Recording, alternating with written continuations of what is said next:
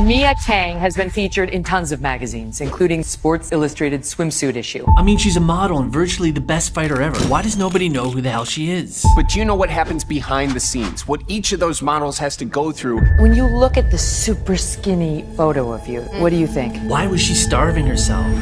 I grew up as the fat kid in class. I was heavily bullied, teased, made fun of, name-called, picked on, isolated. I spent a lot of my youth hating myself. I grew up in a house of addiction, narcotics, laxatives, diuretics. I never ate until I was 27 years old. I got to the point where I was like, I would rather just kill myself. How did you go from being a fat kid to becoming a skinny model? They wanted me to look like I was 17 and I was 27 and my body was fighting it. Full body dysmorphia. Anorexia, drug use, and bullying. This is my whole world. Since I was 13. A model who experienced the dark side of the industry firsthand. It's a fight with yourself. Wait a minute, how much weight did she gain? Why is she throwing her modeling career away?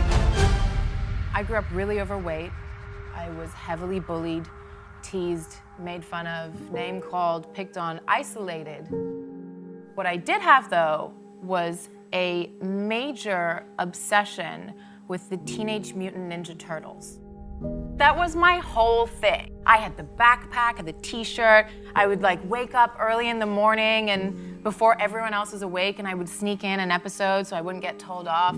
And I had 4 pet turtles. You can guess what their names were. I loved these guys. They were my everything. I used to run home from school every day, and I was overweight. I didn't run anywhere. But I used to run home from school just to be with them, talk to them. I would imagine that they'd transform into the real Ninja Turtles and we'd save the day, and they were always kept on a little plastic tank on a wooden stool in my kitchen. And one day, rough day at school from being teased and picked on, and I came home, I was so excited to see these little guys, and I walked into my kitchen and the tank wasn't there. And my heart sank.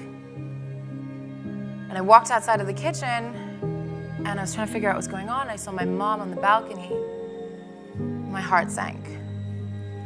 And I went outside and I went to my mom and I saw her throwing my turtles off the balcony. And in her non-sober, inebriated state, she said to me that she was setting them free. And it was that moment that my heart shattered into a million pieces and burst into flames. I was finished. They were my best friends, my everything. I didn't really have parents. They weren't there very much, and I didn't have friends at school. I was alone. I grew up with a very attractive Korean mother who was slim and gorgeous and, perfect. And I grew up as the fat kid in class. And I was teased and I was picked on. And when I was 13, I was like, okay, I'm going to do something about this. I don't know what to do. So, I'm just going to stop eating.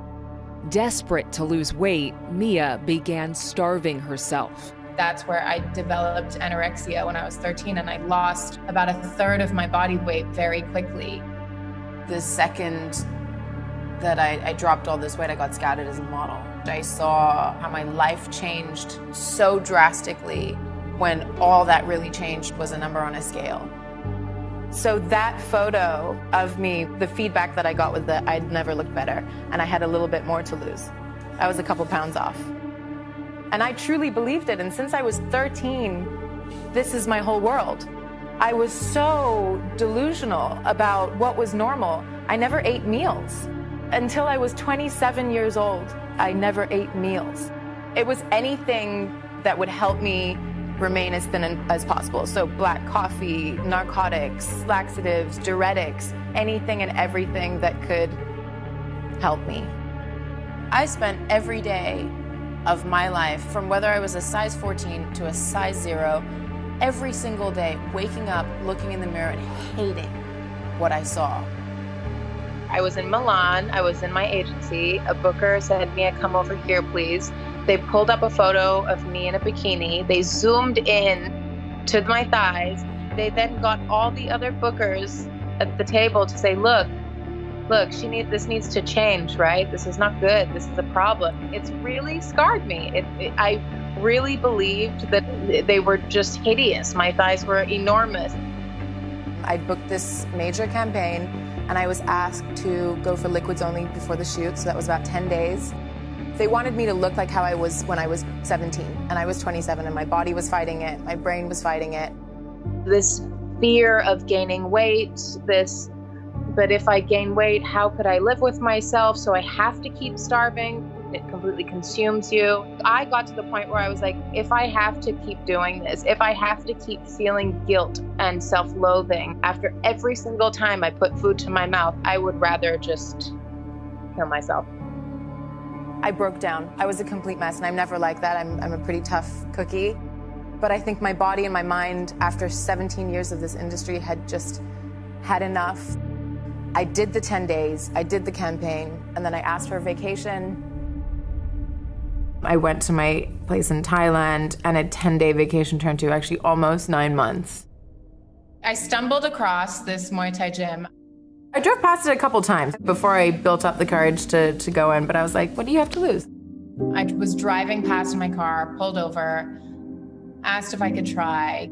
They were super welcoming and never ever made me feel inadequate or not capable. Listen, in Thailand, they don't care if I'm a model. Fighting to them, it's their national sport. They do it 6 days a week, so I'm just another challenger.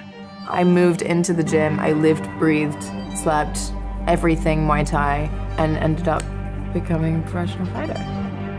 It's just you, and Yeah. there's no one else. You know, and I remember that moment where my trainer, you know, he took my Hong Kong off and he put my mouth guard in and he turned me around and sent me into the ring, and I felt like abandonment. And I realized you can't rely on anyone. You can't rely on your trainers, your cornermen, no one. It's you. You're the only one that's in that ring.